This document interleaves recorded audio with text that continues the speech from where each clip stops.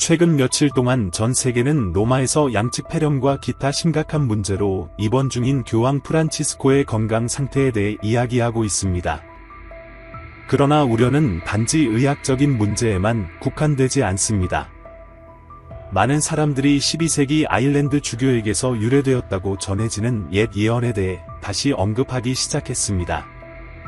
이 예언에 따르면 112번째 교황이 매우 어려운 시기에 통치하며 그의 죽음은 요한계시록에 묘사된 종말의 시작을 알리는 계기가 될 수 있다고 합니다. 그리고 놀랍게도 그 교황이 바로 프란치스코라고 합니다. 이 예언을 연구하는 이들은 더 나아가 만약 프란치스코가 우리 곁을 떠난다면 다음 교황이 성경에서 거짓 선지자로 알려진 적그리스도의 전령, 즉 종말의 사건들을 예고할 인물이 될 것이라고 주장합니다. 우리는 정말로 거대한 예언의 성취를 목격하고 있는 걸까요? 아니면 또 다른 이론에 불과한 걸까요? 오늘은 그 문제에 대해 이야기해보려 합니다. 그러나 시작하기 전에 제 채널을 구독하고 알림벨을 눌러주시길 부탁드립니다. 왜냐하면 저는 여러분이 성경을 쉽고 간단하게 이해할 수 있도록 돕고자 하며 항상 현대적인 주제를 다루기 때문입니다. 좋습니다. 이제 교황 프란치스코의 미묘한 상황과 그가 성인 말라키오스로 알려진 인물에게 기인한 예언의 성취 가능성에 대해 논의해보겠습니다. 우선 저는 신앙에 관계없이 모든 사람을 존중한다는 점을 분명히 하고자 합니다. 그러나 저는 성경의 진실에 헌신하고 있으며 가톨릭 교리와는 몇 가지 견해 차이가 있습니다. 제 목적은 누구를 공격하는 것이 아니라 최근 주목받고 있는 예언적 사실과 해석들을 드러내기 위함입니다. 2025년 2월 14일 이후 교황 프란치스코는 로마의 제멜리 병원에 입원해 있습니다. 모든 것은 기관지염으로 시작되었으나 양쪽 폐에 심각한 폐렴으로 발전했습니다. 게다가 그는 신부전, 빈혈, 혈소판 감소증과 같은 합병증을 겪고 있습니다. 88세의 나이에 신체가 더욱 연약해지기 때문에 전반적인 우려가 커지고 있습니다. 바티칸이 그의 상태를 지속적으로 모니터링하는 가운데 스위스 근위대가 조만간 장례식을 준비하고 있다는 소문이 돌면서 자연스럽게 추측은 더욱 커지고 있습니다. 바로 이러한 불확실성의 상황 속에서 112교황의 예언이 다시 부각되고 있습니다. 이 예언은 라틴어로 적힌 몇몇 좌우명이 있는데 이는 결정적인 순간, 즉 로마의 멸망과 종말의 시작까지 교회를 통치할 112명의 교황을 묘사합니다. 전통에 따르면 11세기의 아일랜드 주교인 성 말라키오스가 로마에서 신으로부터 이 비전을 받았다고 전해지지만 이 문서는 1595년 수도사 아놀도 드 위온에 의해 처음 공개되었습니다. 이 수백 년의 차이는 문서가 조작되었거나 심지어 교황 선출회의를 조종하기 위해 만들어졌을 가능성을 불러일으킵니다. 그러나 많은 이들이 이 예언을 사실로 믿는 이유는 112개의 예언 좌우명이 각 교황의 업적을 정확하게 설명하는 듯한 인상적인 정밀도에 있습니다. 그리고 이제 마침내 목록의 마지막 이름에 도달하게 됩니다. 이 예언에 따르면 교황 프란치스코는 대환란 이전 가톨릭 교회의 마지막 지도자가 될 수 있습니다.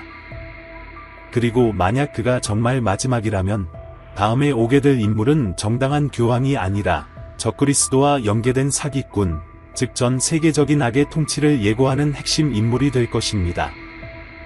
우리는 지금까지 믿음이 전례 없이 시험받게 될 새로운 시대에 접어들고 있는 것일까요? 그러나 이것이 합리적일까요? 이 예언은 근거가 있는 것일까요? 아니면 단순한 우연의 일치일까요? 이에 답하기 위해서는 먼저 과거와 현재, 그리고 앞으로 올 사건들의 단서를 살펴봐야 합니다. 성 말라키오스의 목록은 최근 교황들을 분석하며 그들의 좌우명이 역사적 사건들과 완벽하게 맞아떨어지는 모습을 보일 때 무섭게 느껴지기 시작합니다. 예를 들어 1903년부터 1914년까지 통치한 교황 피오 10세는 타오르는 불을 의미하는 좌우명 이그니스 아우던즈를 받았는데 이는 그의 열정적인 신앙과 이단에 대한 끊임없는 투쟁을 상징합니다. 그의 교황 재위 기간 동안 그는 예식과 교회의 도덕에 변화를 주는 개혁자로서 두각을 나타냈습니다. 그는 결코 꺼지지 않는 불처럼 확고한 신념과 자비로운 자세로 교리를 수호하는 지도자로 여겨졌습니다. 그래서 그의 좌우명 타오르는 불과 완벽하게 일치하는 셈입니다. 1914년에 즉위해 1922년까지 통치한 베네딕토 15세는 파괴된 종교를 의미하는 좌우명 릴리지오 디 파펠라타를 받았습니다. 그의 교황 재위 기간을 대표하는 사건은 세계대전으로 인류 역사상 가장 피비린내 나는 전쟁 중 하나로 수많은 국가뿐 아니라 수많은 이들의 신앙마저 파괴시켰습니다. 세계는 교회가 무너지고 기독교인들이 잔혹하게 학살당하며 유럽이 혼돈에 빠지는 모습을 목격했습니다. 이 예언을 연구하는 이들에게 좌우명과 당시 일어난 사건 사이의 연관성은 부정할 수 없는 사실입니다. 그 후 1922년부터 1939년까지 통치한 교황 피오 11세는 두려움 없는 신앙을 의미하는 좌우명 파이디즈 인트레퍼더를 받았습니다. 그의 교황 재위 기간은 파시즘과 나치즘의 부상과 맞물려 종교 박해, 검열, 폭력이 만연했던 시기였습니다. 위협 속에서도 그는 이러한 이념들에 단호히 맞서며 전체주의 정권의 만행을 공개적으로 비난했습니다. 1939년부터 1958년까지 통치한 교황 피오 12세는 천사의 목자를 의미하는 좌우명 페스터 엔젤리커스를 받았습니다. 제2차 세계대전 중 그는 기독교인들을 보호하는 동시에 교회를 위험에 빠뜨리지 않는 방법에 대한 엄청난 딜레마에 직면했습니다. 일부는 그가 비밀리에 난민들을 도운 조용한 지도자였다고 주장하고, 다른 이들은 그가 좀 더 대담했어야 했다고 말합니다. 어쨌든 그의 교황 재위 기간은 전쟁과 불확실성, 혼돈 속에서 자신의 양떼를 인도하려는 목자로서의 노력이 두드러졌습니다. 그 후 1958년부터 1963년까지 통치한 교황 요한 23세는 목자이자 항해자를 의미하는 좌우명 페스터 이티 노터를 받았습니다. 그는 마치 거친 파도를 헤치며 배를 이끄는 선장의 모습처럼 교회에 큰 개혁을 일으켰습니다. 1963년부터 1978년까지 통치한 교황 바오로 6세는 꽃 중의 꽃을 의미하는 좌우명 플라스 플로럼을 받았습니다. 흥미로운 점은 그의 교황 문장이 순수와 헌신을 상징하는 세 송이의 백합을 포함하고 있다는 것입니다. 1978년에 단 33일 동안 통치한 교황 요한 바오로 1세는 반달을 의미하는 좌우명 더 미디이테이 로니를 받았습니다. 이 좌우명이 더욱 기이하게 느껴지는 이유는 그의 즉위와 사망이 정확히 반달의 위상과 일치했다는 점입니다. 그를 잇게 된 요한 바오로 2세는 1978년부터 2005년까지 통치하며 태양의 노동을 의미하는 좌우명 더 레보어 솔리스를 받았습니다. 놀랍게도 그는 일식이 일어난 날 태어났으며 부분 일식이 발생한 날에 사망했습니다. 또한 그의 사명은 전 세계의 신앙을 전파하는 것으로 마치 모든 나라를 비추는 태양과도 같았습니다. 이어서 2005년부터 2013년까지 통치한 베네딕토 16세는 올리브의 영광을 의미하는 좌우명 글로리어 알러비를 받았습니다. 올리브는 성 베네딕토 수도회의 상징인데 비록 베네딕토 16세가 직접 수도회 소속은 아니었지만 그의 이름과 배경은 그와 깊은 관련이 있습니다. 그러나 그의 교황 재위 기간에서 가장 충격적인 사건은 바로 그의 사임이었는데, 이는 교회 역사상 극히 드문 일로 많은 이들로 하여금 예언의 마지막 단계에 접어들고 있다는 믿음을 갖게 만들었습니다. 그리고 이 모든 역사적 징후들을 지나 우리는 마침내 목록의 마지막 이름, 교황 프란치스코에 도달합니다. 만약 예언이 옳다면 그는 이 연속성을 마무리할 뿐만 아니라 지구상의 전례 없는 환란의 시기를 여는 문을 열게 될 것입니다. 그리고 여기서 가장 섬뜩한 부분은 예언에 따르면 마지막 교황은 로마의 베드로라는 이름의 인물이 될 것이라는 점입니다. 아르헨티나 출신인 교황 프란치스코는 이탈리아 혈통을 지니고 있으며 프란치스코라는 이름을 채택했는데, 이 이름은 세례명에 피에트로, 베드로가 포함되어 있기 때문입니다. 그래서 많은 이들은 프란치스코가 사망한 후 다음 교황이 대적 그리스도, 즉 요한계시록 17장에 언급된 8번째 왕, 거짓 선지자로 등장할 것이라고 믿고 있습니다. 이제 질문은 남습니다. 이 모든 것이 단순한 우연의 일치인가? 아니면 곧 일어날 일을 경고하는 신호인가? 형제자매 여러분, 바티칸은 이미 위기, 스캔들, 분열로 매우 혼란스러운 시기를 보내고 있습니다. 프란치스코는 논란의 여지가 많은 교황으로 일부에게는 사랑받고 다른 이들에게는 거부당하고 있습니다. 그의 건강은 점점 쇠약해지고 있으며 많은 이들은 그가 무대에서 물러나는 것이 훨씬 더 큰 사건의 발단이 될 것이라고 믿고 있습니다. 심지어 임종 직전 목회자 다니엘 마스트랄조차도 요한계시록 17장의 8번째 왕 이론에 대해 언급하며 다음 교황이 그 역할을 맡아 전 세계 반기독교 정부와 손잡을 것이라고 시사했습니다. 이러한 신념과 프란치스코의 미묘한 건강 상태가 결합되면서 많은 사람들이 앞으로 몇 주 또는 몇 달 내에 무슨 일이 일어날지 주의 깊게 지켜보고 있습니다. 형제자매 여러분, 무슨 일이 일어나든 진정한 기독교인의 희망은 교황에게 있는 것이 아니라 그리스도 안에 있습니다.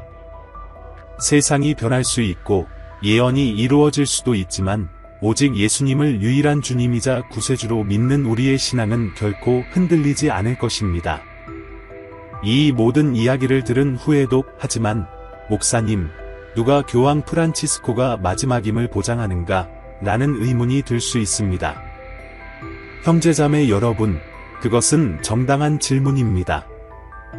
결국 역사 속에서 몇 번이나 종말을 예고했지만 아무 일도 일어나지 않은 적이 있었습니까? 성 말라키오스의 예언을 믿는 이들에게는 프란치스코가 대환란 이전의 마지막 교황임을 시사하는 세 가지 명확한 징후가 있습니다. 첫 번째는 베드로라는 이름과의 연관성입니다. 앞서 언급했듯이 예언에 따르면 마지막 교황은 로마의 베드로라는 이름을 갖게 됩니다.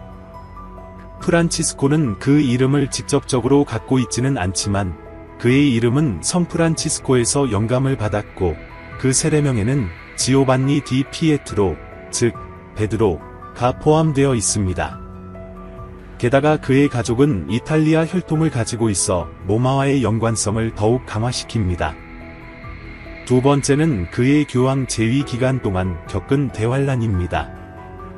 프란치스코가 즉위한 이후부터 그는 바티칸 내부의 위기, 학대 스캔들, 보수파와 진보파 간의 긴장, 그리고 점점 극단화되는 세계 정세에 직면해 왔습니다. 그의 많은 결정들은 의문을 받았으며 그는 현대 역사상 가장 논란의 여지가 많은 교황 중 한 명으로 평가받고 있습니다.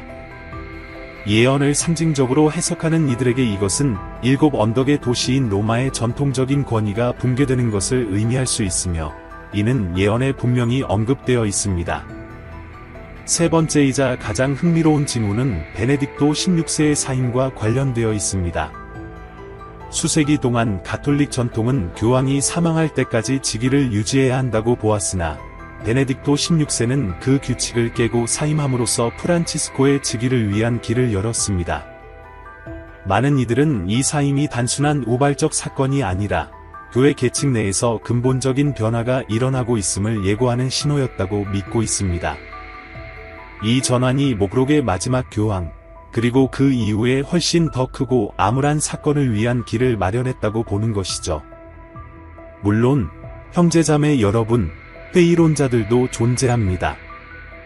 어떤 이들은 날짜와 이름이 수세기에 걸쳐 조작되었을 수도 있고 이 예언이 단지 교황 선출에 영향을 미치기 위한 발명에 불과하다고 주장합니다. 그러나 한 가지 사실은 교황이 아프거나 사임할 때마다 이러한 예언들이 강력하게 다시 떠오른다는 점입니다. 마지막으로 한 가지 질문이 남습니다. 만약 프란치스코가 정말로 마지막 교황이라면 그 다음에는 무엇이 올까요? 다음 지도자는 사실 정당한 교황이 아니라 적그리스도를 선포할 거짓 선지자가 될 것입니다. 그러나 형제자매 여러분, 우리는 이 사실을 두려워할 필요가 없습니다. 오히려 주님을 믿고 그분 안에서 우리의 신앙을 굳건히 하며 다가올 일을 두려워하지 않아야 합니다. 어떤 징조가 나타나더라도 우리의 유일한 안전은 예수님과의 관계에 있습니다. 그러므로 만약 여러분이 자신의 구원에 확신이 없다면 예수님께 자신의 삶을 맡기고 죄를 회개하며 그분의 길을 따르십시오. 성경은 예수님이 우리에게 영원한 생명을 주기 위해 죽으시고 부활하셨다고 말합니다. 그러므로 이 세상에서 무슨 일이 일어나더라도 우리의 신앙은 결코 흔들릴 수 없습니다. 영상이 마음에 드셨다면 친구들과 가족들에게 공유해 주세요. 화면에 2개의 영상을 남겨두었으니 선택해 보시기 바랍니다. 분명 여러분의 신앙에도 도움이 될 것입니다. 하나님께서 축복하시길 바랍니다. 다음 영상에서 뵙겠습니다. 따뜻한 포옹을 보냅니다.